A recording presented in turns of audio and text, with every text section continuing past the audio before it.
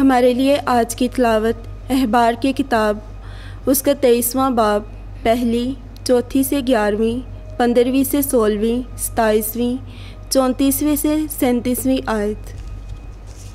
और खुदावंद ने मूसा से कलाम करके फ़रमाया, खुदावंद की ईद मुक़द्दस महफ़िलें जो तुम उनके वक्तों में मनाओ वो ये हैं। पहले महीने की 14वीं तारीख को शाम के वक्त खुदावंद की फ़िसा है, और उसी महीने की 15वीं तारीख को खुदावंद की ईद फ़तीर है। तुम 7 दिन फ़तीरी रोटी खाओ, और पहले दिन में तुम्हारे लिए मुक़द्दस महफ़िल होगी, उसमें कोई ग़ुलामाना काम ना करो। 7 दिन तुम खुदावंद के लिए आतिशीन कुर्बानी गुज़रानो, और 7वें दिन मुक़द्दस महफ़िल होगी, तुम कोई ग़ुलामाना काम ना करो। और खुदावंद ने मूसा से कलाम करके फ़रमाया, बनी इस्राएल से खिताब कर और उनसे कह कि जब तुम उस सरज़मीन में दाखिल हो जो मैं तुम्हें दूंगा, और तुम उस गल्ला का काटो, तो तुम अपने गल्ला के पहले हासिल में से एक पूला काहिन के पास लाओ, तो तुम्हारी तरफ से मकबूल होने के लिए वो उसे खुदावंद के सामने हिलाए।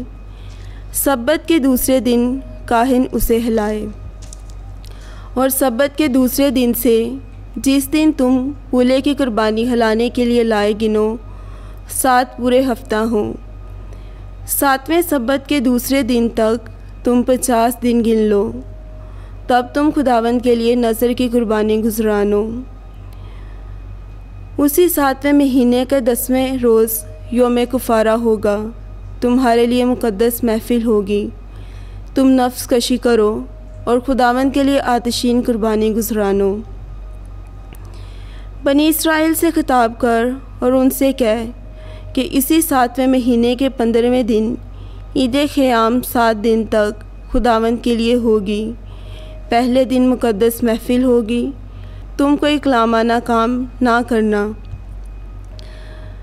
7 दिन तक तुम खुदावंद की आतिशीन कुर्बानी गुज़रानो।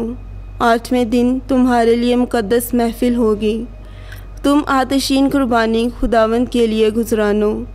क्योंकि ये महफ़िल का दिन है, तुम कोई ग़ुलामाना काम ना करो।